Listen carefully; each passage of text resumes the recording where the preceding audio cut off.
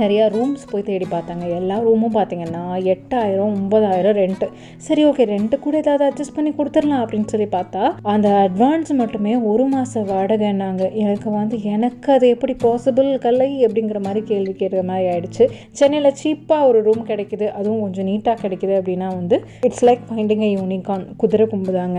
அப்புறம் 1.5 மாதம், கிட்டத்தட்ட 1 மாதம் 10 நாளா இல்லை 1 மாதமோ ஏதோ சம்திங் இந்த ரூம்லேயே இருந்தேன். அதுக்கப்புறம் நிறைய இடங்களில் போய் ஹாஸ்டல் தேடினப்போ ஒரு ரூம் கிடச்சிது. அதுக்கு 6,000 ரூபாய் ரெண்ட்டு.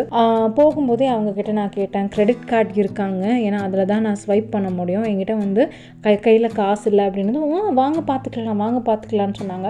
நானும் பெட்டியெல்லாம் எடுத்துகிட்டு போய் பார்த்ததுக்கப்புறம் 2-3 தடவை நான் கன்ஃபார்ம் பண்ணிட்டு தான் போனேன். அதுக்கப்புறம் அவங்களோட POS மெஷின் ஒர்க் பண்ணலன்ட்டாங்க. எனக்கு அப்படியே ரொம்ப சேடாக போச்சுங்க. நான் லக்கேஜெல்லாம் அங்கேருந்து எடுத்துகிட்டு வந்துட்டேங்க அந்த பொண்ணுக்கிட்ட சொல்லிவிட்டு. இப்போ நான் எப்படி திரும்ப போகிறது, அர்த்தராத்திரி வரை ஆயிடுச்சு அப்படின்னு. சரி நீங்கள் ரூமில் ஸ்டே பண்ணுங்கன்னு சொல்லிட்டு தற்காலிகமாக ஒரு ரூம் கொடுத்தாங்க. ரொம்ப நன்றி அப்படின்னு சொல்லிட்டு நான் வந்துட்டேன். அதுக்கப்புறம் ஏதோ ஒரு ஆப் இருக்குது, அந்த ஆப் மூலிமா நீங்கள் பைசா எனக்கு அனுப்புங்க அப்படின்னு சொல்லி சொன்னாங்க. அதுக்கப்புறம் அந்த ஆப் மூலிமா கிரெடிட் கார்ட்லேருந்து பைசா எடுத்து அவருக்கு மாற்றி விட்டுருந்தேன். இதுக்கு முன்னாடி ஒரு ஆத்தோர ஒரு ரூம் இருந்தேன் இல்லையா, கோவம் ஆத்தோட, அவங்களுக்கு 1,500 பே பண்ணோம். என்னடா பண்ணுறதுன்னு யோசிச்சுட்டு இருக்கும்போது கரெக்டாக அந்த ரூம்மேட் ஒரு பொண்ணுக்கு உடம்பு சரியில்லாமல் போயிடுச்சு. ஸோ அந்த பொண்ணுக்கு ஹாஸ்பிட்டல் கூட்டு போகிறதுக்காக நான் பக்கத்தில் ஹாஸ்பிட்டல் கூட்டு போனேன். அந்த பொண்ணு கையில் அப்போ பைசா இல்லை, ஏன்னா அவங்க அம்மா தான் அவங்களுக்கு அனுப்பணும் அப்படிங்காட்டி ரொம்ப லேட் நைட்டும் வர ஆயிடுச்சு. அதனால் நானே என்னோடய கிரெடிட் கார்டில் ஸ்வைப் பண்ணியிருந்தேன். அதுக்கப்புறமா ஒரு 2 தடவை அந்த பொண்ணு திருப்பி காசு கொடுக்குறேன்னு சொல்லும்போது நான் வேணாம்மா பரவாயில்ல அப்படின்னு சொல்லிட்டேன். பிகாஸ் அவங்களும் கொஞ்சம் கஷ்டப்படுற ஃபேமிலி தான். நாமளும் கொஞ்சம் அவங்க வயசில் மூத்த பொண்ணு, ஸோ நாம் தான் அவங்களை பார்த்துக்கணும்னு பொறுப்பெடுத்து வேணான்னு சொல்லியிருந்தேன். ஆனால் அதுக்கப்புறம் 3வது தடவை அவங்க கேட்கும்போது என்னோடய சிச்சுவேஷன், எனக்கு வேறு வழி என்ன பண்ணுறதுன்னு தெரியல, அதனால் ரெண்ட் வேணால் கழிச்சுக்கிறியாடா அப்படின்னு கேட்டேன். சரிக்கா நான் கழிச்சுக்கிறேன் அப்படின்னு சொல்லி என்னோடய ரெண்ட்டும் சேர்த்து அவங்களே வழக்கம் போல் கொடுத்துட்டாங்க. ஸோ இப்படி தான் போன வீடியோ, அதாவது அந்த கூவமாத்தோடு தங்கியிருந்தேன்ல அந்த இடத்துல நான் தங்கியிருந்ததுக்கு இப்படி தான் ரெண்ட் கொடுத்தேன்.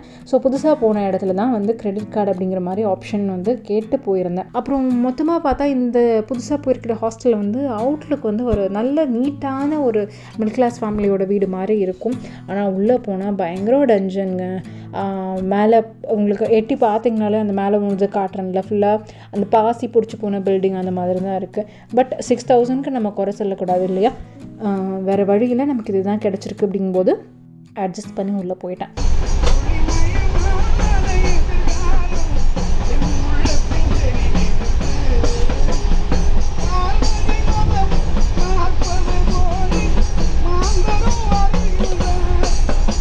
ஊருக்கு வந்ததும் என் அக்கா பாயசத்தோடு வரவேற்கலான்னு முடிவு பண்ணிட்டா. அதனால் சரி பாயசம் செய்கிறேன்னா சரி செய்யும் இருக்கும், நம்மளும் பாயசம் சாப்பிட்டு ரொம்ப நாள் ஆச்சு அப்படின்னு சொல்லிட்டு செய்ய சொல்லிட்டேன். அதுக்கப்புறம் தான் அவள் இந்த ஒரு பாத்திரம் வச்சுருந்தா. என்னடி இது இவ்வளோ க்யூட்டாக வச்சுருக்கேன்னு பார்த்தா இதுதான் தாளிப்பு கரண்டியா.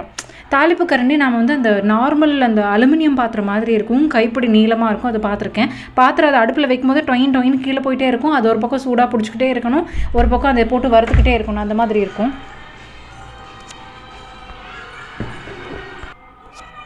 அப்புறம் கேட்டதுக்கு இது அகாராவில் தான் வாங்கினேன் அப்படின்னா, அகாரோவில் இது எலீட் ஹார்ட் அனோடைஸ்ட் தட்கா பேன்கிறாங்க. நம்ம தாளிப்பு கரண்டியில் அவங்க தட்கா பேன்கிறாங்க. நீங்கள் இது பார்த்தீங்கன்னா டயாமீட்டர் 11 சென்டிமீட்டர் இருக்குது, ரொம்ப பெருசாகவே இருக்குது. இது ஸ்டெயின்லெஸ் ஸ்டீலில் செஞ்சுருக்காங்க. ரிவர்டட் ஹேண்டில் இருக்குது. ஒரு மாதிரி பிளாக் கலர், இது பார்க்குறதுக்கு க்யூட்டாக இருக்குது. எஸ்பெஷலி இது நீங்கள் சட்னி தாளித்து ஊற்றிக்கலாம். அப்புறம் சாம்பாருக்கு தாளித்து இந்த அரைச்சி விட்ட சாம்பார்லாம் செய்யும்போது தாளித்து ஊற்றுவாங்கல்ல, அது தாளித்து ஊற்றிக்கலாம். அப்புறம் ரசத்துக்கு கொஞ்சமாக நீங்கள் ஏதாவது தாளிக்கணும், இல்லை எக்ஸ்ட்ரா எதுலையாவது தாளிப்பு மட்டும் சேர்க்கணும் சட்னிக்கு, இந்த மாதிரிலாம் பண்ணும்போது பண்ணிக்கலாம். எஸ்பெஷலி கரண்டி ஆம்லெட் இதில் செம்மையாக வரும். ஏன்னா இது 3 mm திக்னஸ் இருக்கிற பிளேட் இருக்குங்காட்டி அவ்வளோ சீக்கிரம் உங்களுக்கு அடி பிடிக்காது. ப்ளஸ் ஸ்க்ராட்ச் ரெசிஸ்டன்ட் கூட. நிறையா ஸ்பைசஸ் வறுக்கலாம், அப்பளம் பொரிக்கலாம், வடகம் பொரிக்கலாம், அந்த மாதிரி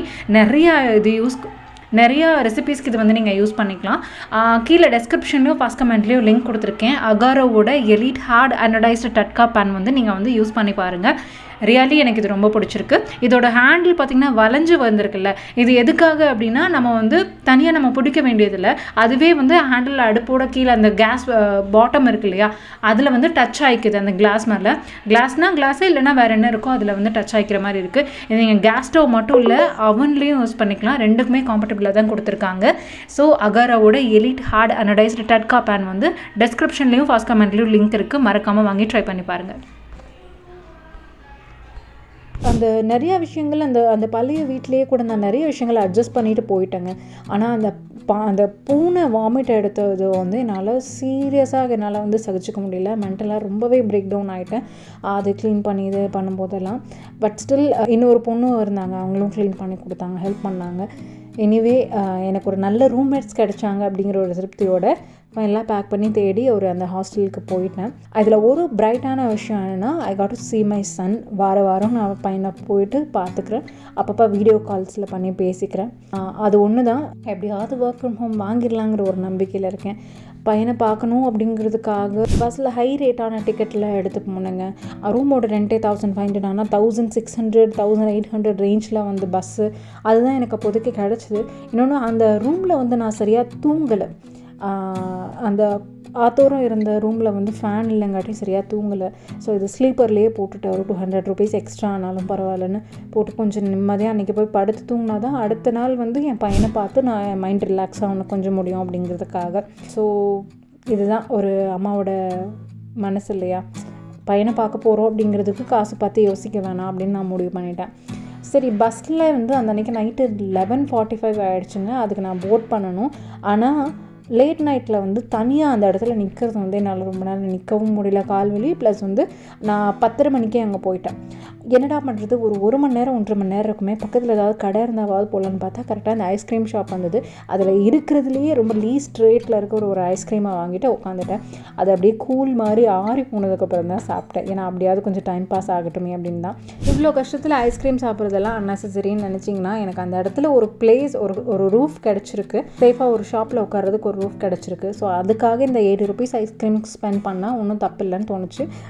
ஸோ ரோட்டில் நிற்கிறதுக்கு இது எவ்வளவோ பரவாயில்ல, அதனால் கொஞ்சம் அங்கே நான் உள்ளே போய் உட்காந்துருந்தேன். அப்புறம் பார்த்திங்கன்னா, சிலர் வந்து அவங்களுக்கு அந்த சிச்சுவேஷன் சேம் சீன் அவங்களுக்கு நடக்கும்போது வரைக்கும் அந்த கஷ்டம் என்ன அப்படிங்கிறது வந்து தெரியாது. But I get it. நம்ம ஸ்டோரிஸ் எல்லாருக்கும் ரிலேட் பண்ணுற மாதிரியா அப்படின்னு கேட்டால் இருக்காது. பட் ஏதாவது ஒரு வகையில் உங்களுக்கு ரிலேட் ஆச்சு அப்படின்னா கமெண்ட்டில் சொல்லுங்கள். நான் வாஷ் பண்ண வேண்டிய கிளாத்ஸ் பார்த்திங்கன்னா கிட்டத்தட்ட 1 week லோடுங்க. புது லெக்கிங்கெல்லாம் போட்டு போயிருந்தேன் ஆஃபீஸ்க்கு. ஆனால் அது கொஞ்சம் கலர் ப்ளீட் ஆகிடுச்சு. ஒன்றா சேர்த்து வச்சு துவைக்கும்போது ஏதோ முடிஞ்ச அளவுக்கு அட்ஜஸ்ட் பண்ணி அதை வாஷ் பண்ணி எடுத்துட்டேன். இந்த துணி துவைக்கிற பக்கம் பார்த்திங்கன்னா ஒரு பள்ளி. ஸோ என்னதான் பண்ணுறது அப்படிங்கிறது தெரியாமல் வீட்டிலலாம் பள்ளி பார்த்தாலே ஓடிடுவேன். பட் இப்போ நாம் தானே சமாளித்து ஆகணும். ஸோ இதுதான் என்னோடய பயோ வாட்ச் அப்படிங்கிற மாதிரி நான் எனக்கான ரிமைண்டர் அப்படிங்கிற மாதிரி எப்படியாவது சர்வே பண்ணிடலாம் அப்படின்னு சொல்லிட்டு பள்ளிக்கூட ஒன்றா சேர்ந்து காலங்காத்தால ட்ரெஸ்ஸு வாஷ் பண்ணிகிட்டு இருந்தேன். ஒரு விஷயம் உங்கள் எல்லாத்துக்கும் நான் சொல்கிறேன். I may be down but I'm not out. இப்போ வரைக்கும் நான் அவுட் ஆகலை. கொஞ்சம் ஏதோ சிச்சுவேஷன் டவுனாக போயிருக்கு, அவ்வளோதான். இதுதான் என்னோட எண்டு, அவ்வளோதான், முடிஞ்சா கலைவாணி அப்படிங்கிற மாதிரிலாம் யாரும் வந்து மைண்டுக்கு ஏற்றிக்க வேணாம். ஏன்னா நிறைய பேர் இதை நினச்சி ஃபீல் பண்ணுறீங்க, கமெண்ட்டில் கேட்குறீங்க, அக்கா எப்படி இருந்தீங்க இப்படி ஆகிட்டீங்கன்னு. இல்லைம்மா, இது வந்து போன வருஷம் ஃபுல்லாக பார்த்திங்கன்னா நான் பேஷண்ட்டாக இருந்தேன். இந்த வருஷம் ஃபுல்லாக வந்து பேஷன்ஸோடு இருக்கேன், அவ்வளோதான் சொல்ல முடியும். அவ்வளோ அமைதியாக பொறுமையாக போயிட்டுருக்கேன். எனக்கு வந்து இந்த ரிச்சான இடம் அதெல்லாம் இருக்கிறது வந்து ரொம்ப ரெசிலியன்ஸாக இருக்கணும் அப்படிங்கிறத நான் முடிவு பண்ணிட்டேன். சொல்லப்போனால் எனக்கு பேக்கப் எல்லாம் எதுவும் இல்லைங்க. என்னோட பேக் போன் தான் என்னோட பேக்கப். அது அப்படின்னு நினச்சிட்டு நான் பாட்டுக்கு போயிட்டே இருக்கேன். ஸோ நியூஸ் சேனலில் ஸ்பெஷல் ஸ்டோரிஸ் நான் கொடுக்குறது, டெலிவர் பண்ணுறது எல்லாமே செம்ம சூப்பராக போயிட்டுருக்கு. I work so hard, I hustle, I don't crib அப்படிங்கிறது தான் நான் சொல்ல முடியுது. ஏன்னா நம்ம மாதிரி ஊர் பொண்ணுங்க வந்து இந்த இடத்துலலாம் வந்து ஒரு இடத்துல போய் சாதிக்கிறது அப்படிங்கிறத வந்து ரொம்பவே பெரிய விஷயம். பட் இதை நான் வந்து இவ்வளோ வியூஸ் கொடுத்து இவ்வளோ கமெண்ட்ஸ் எல்லாம் நல்லபடியாக வாங்கி நான் வந்து இது பண்ணியிருக்கேன் அப்படிங்கும்போது எனக்கு I feel very happy. In the end it's simple. Real லைஃப்பில் ஃபில்டர் இல்லைங்க. நம்மளோட வீடியோஸ் நீங்கள் பார்க்குறது வந்து எதுவுமே வந்து ஃபில்டர் போட்டோ, சிம்பத்தி க்ரியேட் பண்ணியோ, பிஜிஎம் போட்டு அந்த மாதிரியெல்லாம் எனக்கு போட வேணாம், பிஜிஎம் கூட நான் போட வேணாம் அப்படின்னு முடிவு பண்ணிட்டேன். மோட்டிவேஷன்னா ஒன்று சொல்ல வேண்டியது இல்லைங்க. நம்ம லைஃபே வந்து நாம் தானே மோட்டிவேஷனுக்கு ஒரு முக்கியமான ஒரு புள்ளியாக இருக்கும் அப்படிங்கிற மாதிரி சொல்லுது. என்னோடய கஷ்டம்லாம் யோசிக்கும் போது ஒரு பிக்சர் ஒன்று பார்த்தேன். அதில் வந்து ஒரு அம்மா குழந்தைய மடியில் வச்சுருந்தாங்க. அந்த பிக்சருக்கு அவங்க முதுகில் வந்து அவ்வளோ சுமை, லேப்டாப்பு, வீடு எல்லாத்தையும் சுமந்துட்டுருக்கிற மாதிரி இருந்தது. இது வந்து ஒரு பொண்ணு எல்லாத்தையும் சுமக்கிறாங்க அப்படின்னா அது அவங்களால முடியும் அப்படிங்கிறதுக்கு வந்து ரீசன் இல்லை. இது அவங்களுக்கு ஹெவி அப்படிங்கிற மாதிரியும் ரீசன் இல்லை.